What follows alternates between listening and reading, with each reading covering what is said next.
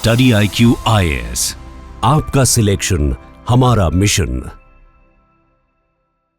नमस्कार दोस्तों, मैं हूं डॉक्टर पंकज मिश्रा और स्वागत है आपका स्टडी IQ IAS हिंदी पर। साथियों, आज की बातचीत की शुरुआत किसी अंतर्राष्ट्रीय भू राजनीति से नहीं बल्कि आपके घर की रसोई और आपके पीने के पानी के गिलास से करते हैं।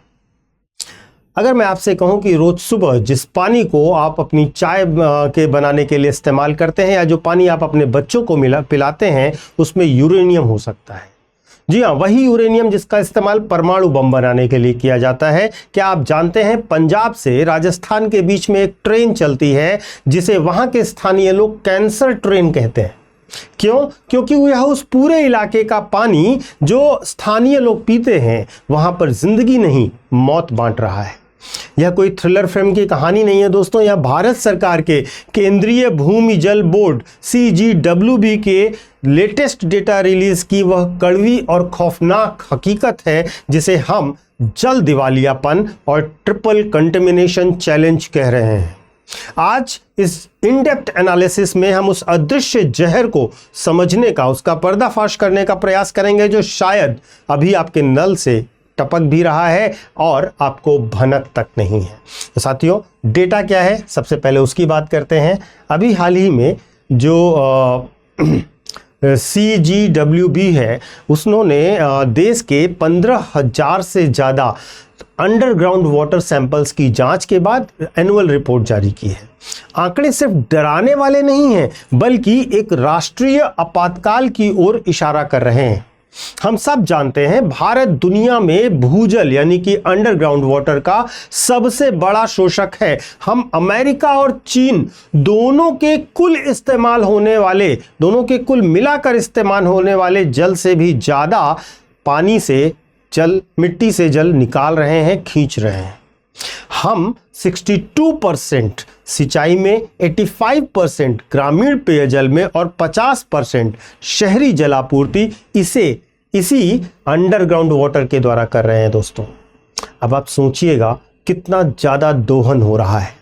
अब इस नई रिपोर्ट का एक खौफनाक सच भी समझिए दोस्तों। देश के 28.3% सैंपल्स किसी न किसी जहरीले तत्व की सुरक्षित सीमा को पार कर चुके हैं, यानी कि हर 4 में से एक वाटर सैंपल सीधे तौर पर खराब और जहरीला निकला है। नीति आयोग पहले ही कह चुका है कि देश की 60 करोड़ आबादी गंभीर जल संकट में है और अब यह पानी सिर्फ खत्म नहीं हो रहा है दोस्तों, अब हमारा पानी, पीने का पानी जहर भी बन रहा है।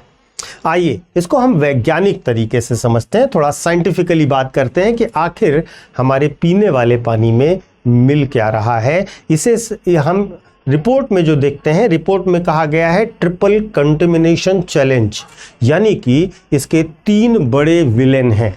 सबसे पहला विलेन है नाइट्रेट। यह सबसे ज्यादा फैला हुआ जहर है जो खेतों में बेतहाशा यूरिया खाद डालने और सीवेज के कचरे से आ रहा है। साल 2017 में देश के 359 जिलों में नाइट्रेट खतरनाक स्तर पर था, अब बढ़कर यह 440 जिलों तक पहुंच चुका है। राजस्थान, कर्नाटका, तमिलनाडु इसके हॉटस्पॉट्स हैं। डॉक्टर्स के मुताबिक यह पानी छोटे बच्चों के लिए, हमारे नौनिहालों के लिए जानलेवा साबित हो सकता है। दूसरा बड़ा विलन है यूरेनियम और कैंसर ट्रेन। चौंकिए मत, भारत की जमीन के नीचे रेडियो एक्टिव यूरेनियम पानी में मिल रहा है। पंजाब के लगभग 62% सैंपल्स में यूरेनियम सेफ लिमिट से कई गुना ऊपर जा चुका है। हरियाणा और दिल्ली भी इस लिस्ट में शामिल हैं। जब यह यूरेनियम शरीर में जाता है ना तो किडनी फेल्योर और कैंसर का कारण बनता है। यही वजह है जो मैंने आपसे शुरुआत में बोला कि पंजाब के भटिंडा से बीकानेर जाने वाली ट्रेन कैंसर ट्रेन कहलाती है, क्योंकि उसमें हर हफ्ते सैकड़ों कैंसर मरीज सिर्फ इलाज के लिए सफर करने को मजबूर होते हैं दोस्तों। अब तीसरे विलन को भी समझिएगा और वह भी बहुत महत्वपूर्ण है और वह है फ्लोराइड और नमक। राजस्थान, तेलंगाना और आंध्र प्रदेश के पानी में फ्लोराइड इतना ज्यादा है कि यह लोग हड्डियों को भीतर से गला रहे हैं। वहीं दिल्ली और पश्चिमी भारत के सूखे इलाकों में भी पानी में सैलिनिटी इतनी ज्यादा बढ़ चुकी है कि वो पीने को तो छोड़िए, छूने के लायक भी नहीं रह गया। अब बात करते हैं इस संकट के भूगोल की, क्योंकि आपने इसकी केमिस्ट्री समझी, अब ज्योग्राफी भी समझिए कि आखिर ये हाल हुआ कैसे। पंजाब की बात करें तो हरित क्रांति का अगुआ रहा पंजाब आज इसकी भारी कीमत चुका रहा है। गेहूं के साथ साथ जो धान है, धान जैसी पानी खाऊ फसलों को उगाने के लिए वहां 14 लाख से ज्यादा ट्यूबवेल दिन रात चल रहे हैं। जहां भूमजल दोहन का स्तर पंजाब की अगर मैं बात करूं 150% पार कर चुका है, यानी कि जितना पानी रिचार्ज होता है उससे 1.5 गुना ज्यादा पानी खींच लिया जाता है। हरियाणा पिछले 1 दशक में यहां भूजल का स्तर औसतन 5.4 मीटर नीचे गिर गया है। अंबाला जैसे जिलों में तो पानी अलार्मिंग लेवल पर नीचे ही जा चुका है। राजस्थान का बॉडमेर मॉडल भी देखिएगा, यहां सरकार ने 13,000 करोड़ रुपए खर्च किए, 47,000 से ज्यादा वाटर रिचार्ज स्ट्रक्चर्स बनाए, लेकिन नतीजा पानी का स्तर फिर भी नहीं बढ़ा है। यहां पर साफ दिखाई देता है यह सिर्फ पैसे की कमी नहीं है दोस्तों, यह हमारे ग्राउंड वाटर मैनेजमेंट और सिस्टम की भारी नाकामयाबी है। अब इस तबाही का जिम्मेदार कौन है यह भी जानना जरूरी है। सच यह है कि इस क्राइम थ्रिलर में कोई एक विलेन नहीं है, हम सब कहीं ना कहीं इसमें शामिल हैं। सबसे पहली चीज है मुफ्त बिजली और बेतहाशा दोहन। कृषि के लिए मिलने वाली मुफ्त बिजली की वजह से ट्यूबवेल कभी बंद ही नहीं होते हैं। हम बाढ़ सिंचाई कर रहे हैं अपने खेतों में दोस्तों, जब पानी को लबालब भर देते हैं खेतों में, और पानी की बर्बादी का सबसे घटिया तरीका यही है। दूसरा, हमारी गलत नीतियां। सरकारें उन इलाकों पर में भी धान पर एमएसपी दे रही हैं जहां का भूगोल धान के अनुकूल है ही नहीं। तीसरा है कॉरपोरेट्स और शहरीकरण की अंधाधुंध दौड़। दोस्तों, फैक्ट्रियां अपना केमिकल युक्त गंदा पानी बिना ट्रीट किए सीधा जमीन के नीचे बोरवेल के जरिए उतार रही हैं, और कंक्रीट के शहरों ने बारिश के पानी के जमीन के अंदर जाने के सारे रास्ते ब्लॉक कर दिए हैं। लेकिन रुकिए, ये तो सारी हुई उस डार्क स्टोरी की, dark side of the story की बात। कुछ उम्मीद की किरणें भी इस रिपोर्ट में बताई गई हैं। CGWB के इसी रिपोर्ट में एक यह पहलू भी आया है कि साल 2017 से 2025 के बीच देश का कुल भूजल रिचार्ज 432 BCM से बढ़कर 448 BCM हुआ है। सरकार की अटल भूजल योजना और जल शक्ति अभियान के कारण सेफ कैटेगरी वाले ब्लॉक्स 62% से बढ़कर 73% तक हुए हैं। यानी ये नीतियां थोड़ा बहुत काम कर रही हैं, लेकिन रफ्तार बहुत धीमी है। इसे एक जन आंदोलन बनाना होगा और हमें 3 काम तुरंत करने होंगे। सबसे पहले क्रॉप डाइवर्सिफिकेशन करना होगा। साथियों, धान को खोज छोड़कर बाजरा, दालें और मक्का जैसी कम पानी वाली फसलों पर हमें शिफ्ट होना होगा। माइक्रो इरिगेशन करना होगा, ड्रिप और स्प्रिंकलर सिंचाई को अनिवार्य करना होगा। ये जो पानी भर देते हैं खेतों में, इसे पूरी तरीके से बंद करना होगा। और सबसे जरूरी हमारे और आप सबके लिए है, वो है जांच।